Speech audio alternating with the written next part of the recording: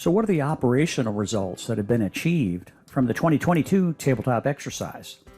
Well, first up, several working groups have been able to put together the processes and the technology to provide a central operational information place that's safe, meaning it's FOIA protected, and it's in a single location.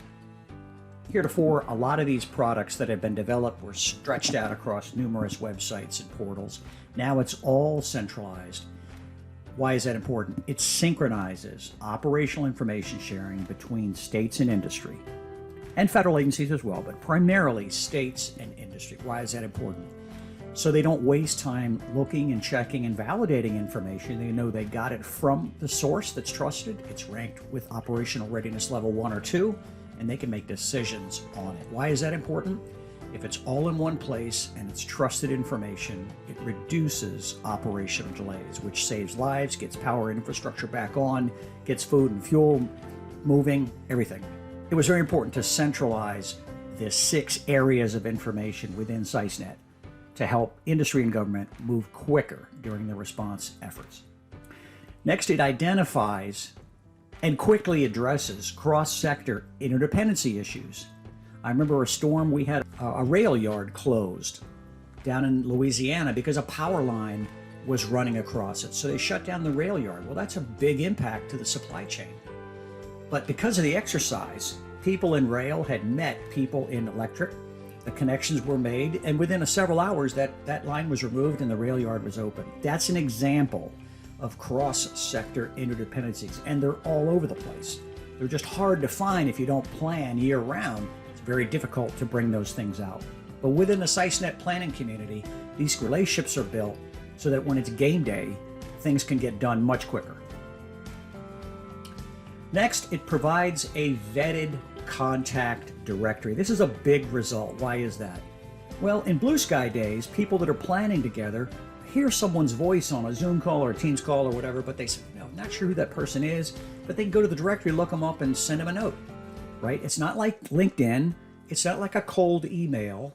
This is information people have published into the SISE-net directory because they want to be contacted or they want to be able to contact you. So this now is in place. We've been using it for quite a while now, and it's well up over 300 people, but that result is directly related to the operation, is directly related to the cross-sector exercises. Next, it leverages trusted crowdsourcing of information from states and industry for faster access to more reliable information from vetted sources. Why is this important? During a disaster, information flows from so many places, and it's got time and date stamps on it. So you might get an email from somebody that said, hey, this is an issue, and 30 minutes later, no, we resolved it. But if you don't get the second email or it's buried, you're going to waste a lot of cycles to determine it's already been fixed.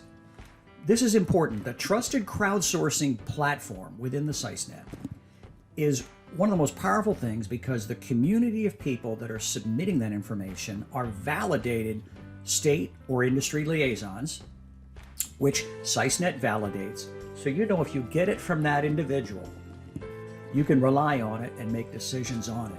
The reason we're doing individual crowdsourcing is because it would take 10 years to get data agreements in place with multiple states and multiple companies. It's just not going to happen.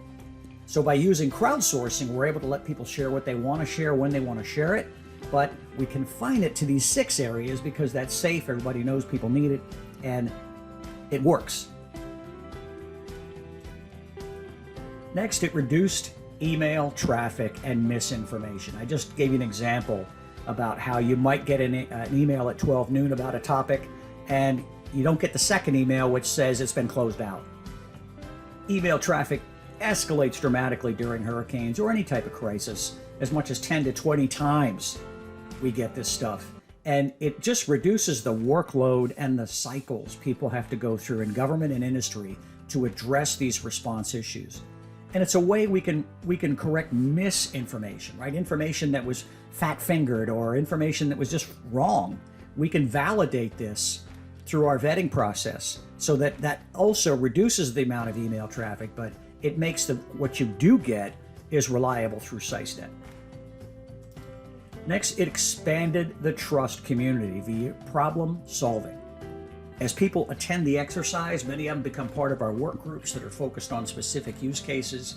And by solving problems together, we've learned in our 18 years that that's how people trust one another. By working together to solve a problem that they both have. It's a key insight into human nature. We meet in the problem. You know, our board member, Kelly McKinney, says, we meet and get to trust each other in the job, right? In the solution that we're trying to respond to some disaster. But that trusted community expands every time we go through working group meetings, and especially during an exercise, because the exercise introduces a lot of people that are new to SISE-net that may not be aware of it, but really like the products being produced and want to become part of that. And lastly, it leverages proven technology, right? The technology being utilized here is Esri technology, which many states and utilities have. A lot of companies are using that. Esri is a proven platform. They provide all the security via their teams and their infrastructure. We work with Microsoft on the Teams end. So they're providing our collaborative platform, which will be made operational next year, but it's going to be integrated with Esri. So we are leveraging proven technology. There's nothing proprietary about it. We try to keep it so that if we're doing something in SISE, that everyone can either get to it via the web, or we can give them a data link from Esri to their system, or we can meet in Teams.